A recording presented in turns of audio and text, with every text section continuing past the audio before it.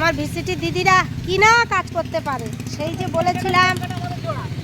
যে বলেছিলাম যে এই গাছটার নাম প্রেম কাঁটা, আমি জানতাম না, সত্যি তোমাদের কাছে স্বীকার করছি।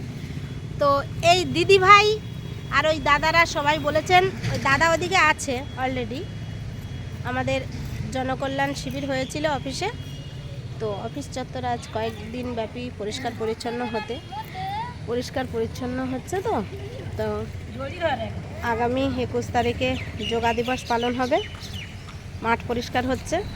তো এ যে প্রেম কাঁটা একবার যদি কারুর শাড়িতে কিংবা প্যান্টে জুড়ে যায়, এ কাঁটা ছাড়বে না, তাই নাকি এর নাম হয়েছে প্রেম কাঁটা। তা সবাই একটু সহযোগিতা করছে।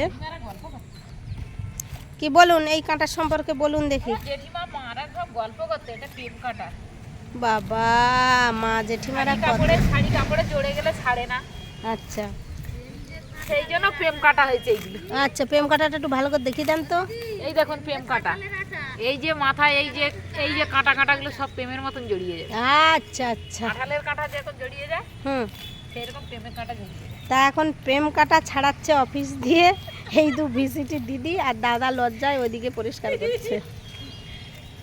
এ দেখুন কি করবে, প্রেম কাঁটা পরিষ্কার হচ্ছে, তা বলে প্রেম দেওয়া নেওয়া হচ্ছে না কিন্তু।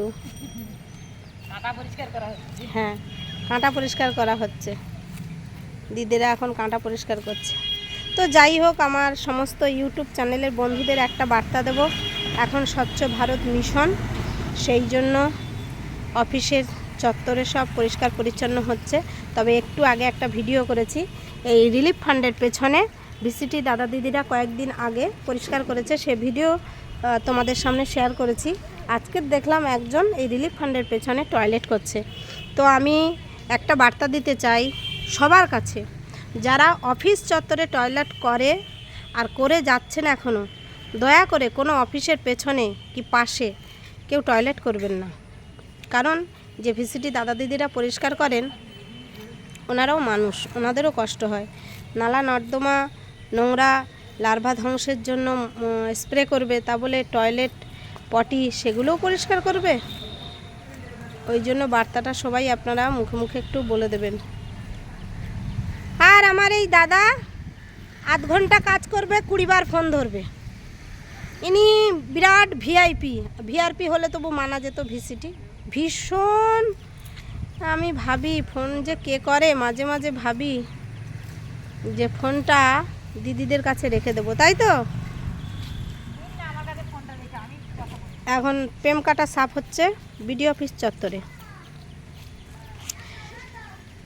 তো সবাই দেখা যাক কিভাবে পরের ভিডিও তোমাদের সামনে আসি। এই দেখো জল কত।